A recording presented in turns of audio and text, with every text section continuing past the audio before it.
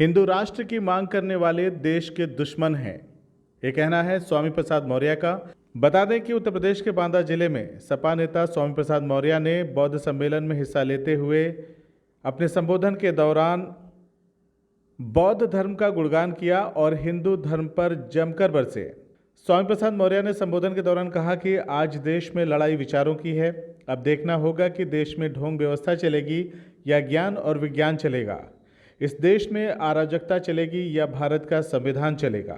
हम लोगों को धर्म के नाम पर धन, धरती, शिक्षा, सम्मान से वंचित किया गया है, जबकि बाबा साहब के सम्मान में सबके लिए दरवाज़ा खुला है। यह सम्मान किसी के साथ खिलवाड़ नहीं करता, सबके लिए बराबरी का अधिकार देता है।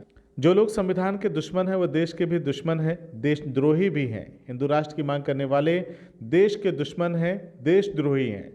हम कुछ बोलते हैं तो लोगों के पेट में दर्द होने लगता है, ये कहना है स्वामी प्रसाद मौर्य का। उन्होंने हिंदू धर्म का नाम लेते हुए कहा कि हिंदू धर्म कोई धर्म नहीं है, केवल धोखा है। ये बात मोदी जी ने अमेरिका में भी बोला, मोहन भागवत ने, नितिन गडकरी ने भी बोला। मैंने बोल दिया तो पूरे देश में बवंडर मच गया। हिंदू धर्म का जिक्र तो किसी भी वेद, रामायण, धार्मिक, उपनिषद, पुराण तक में नहीं है।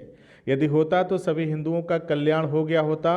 सिर्फ ब्राह्मण बनकर ठग रहे हैं, एक दूसरे को नीच दिखा रहे हैं। अगर मेरी बात को समझेंगे तो ये हम अपना अपमान बयां करते हैं। धर्म के नाम पर हमें लूटा गया, धर्म के नाम पर हमारे साथ जानवरों से बदतर सलूक किया गया, धर्म के नाम पर हमें नीच कहा गया, धर्म के नाम पर हमें अधम कहा गया, धर्म के नाम पर हमें अपमानित करने के लिए प्रेरित किया गया, धर्म के नाम पर हमको पढ़ने लिखने से वंचित किया गया। तो क्या हम अपनी पीड़ा नहीं कह सकते? हम अपनी पीड़ा कहते हैं तो धर्म के ठेकेदार और यथार्थवादी ताकतें उसको घुमा के बोलती हैं कि आखिर इनसे चिढ़ क्यों? धर्म की राजनीति कौन कर रहा है? धर्म की राजनीति कौन कर रहा है?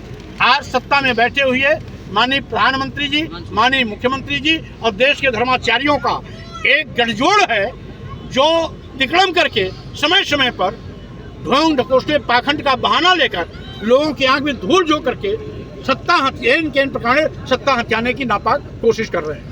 सवाल है इजराइल पर। पूर्व में भारत की नीति थी विस्तारवादी जो नीति इजराइल की उसके खिलाफ थी, उस तो बयान में बाकायदा अटल बिहारी वाजपेयी जी का। वर्तमान में मोदी जी की स्टैंड में खड़े हैं, क्या सवाल है? क्या करेंगे? फिर से बोलिए। इजराइल पर मोदी जी तो बड़े महान नेता हैं, वो तो ईस्ट इंडिया कंपनी से भी आगे चले गए हैं। माननीय अटल बिहारी वाजपेयी ने देश को बेचने का पाप नहीं किया था, किसकी? लेकिन मोदी जी तो देश की संपत्ति को बेचने शुरू कर दिया है। इसलिए आज देश को बचाना है, संविधान को बचाना है, लोकतंत्र को बचाना है, तो भाजपा को सत्ता से भगाना है। जिस तरह वो विस्तारवादी समर्थन देश और अपने देश के नौजवानों की चिंता करनी चाहिए। बड़े पैमाने पर आज 88 करोड़ लोग गरीबी रेखा के नीचे आ गए हैं, जिनको अपना जीवन यापन 5 किलो 10 किलो चावल पर करना पड़ रहा है। पहले इनको जीवन स्तर को बढ़ावें, बेरोजगार नौजवानों को रोजगार से जोड़ने के काम करें। रही बात, वो माननीय प्रधानमंत्री जी हैं, देश के बाहर की व्यवस्था की चिंता उनको करनी है, वो करें। लेकिन हमारा सुझाव केवल इतना है कि पहली वरीयता उनको देश की लिए होनी चाहिए।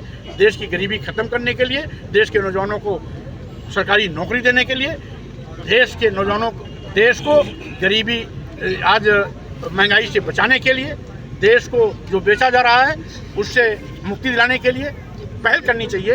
तब स्वाभाविक रूप से हम उनको धन्यवाद देते, लेकिन आज ऐसा कुछ नहीं कर रहे हैं, इसलिए वो बिजली बहुत महंगी हो रही है। बड़ा शोर हो रहा है कोयले की महंगाई को लेकर। बिजली बहुत महंगी मिल रही है। सरकार जानबूझकर जब महंगाई थोप रही है तो महंगाई तो होगी।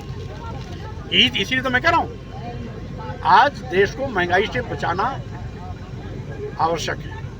देश के नौजवानों को बेरोजगार होने से बचाना आवश्यक है। उनको रोजगार से जोड़ना का काम करना चाहिए। देश की संपत्ति को बेचने से बचना चाहिए। आज लोकतंत्र, संविधान और राष्ट्र हमारी सर्वोच्च प्राथमिकता की चीज़ें हैं। इनके साथ खिलवाड़ न हो, इस बात को सुनिश्चित करना चाहिए। लेकिन बातें कम कर। मंत्री जी, जो आपने सुना नहीं, आपके कान के पर्दे फटे होंगे। हमने कहा भारतीय संविधान कहता है धर्म, जाति, लिंग, जन्मस्थान के आधार पर किसी के साथ कोई भेदभाव नहीं किया जा सकता। हम नारा देते हैं हिंदू, मुस्लिम, सिख, ईसाई सब हैं आपस में भाई भाई। अगर हिंदू राष्ट्र की बात करेगा तो मुसलमान क्यों नहीं बात करेगा, सिख क्यों नहीं बात करेगा, बौद्ध क्यों नहीं बात करेगा, जैन क्यों नहीं बात करेगा। हिंदू राष्ट्र की बात करने वाले लोग देश के दुश्मन हैं। बहुत पहले हिंदू राष्ट्र की बात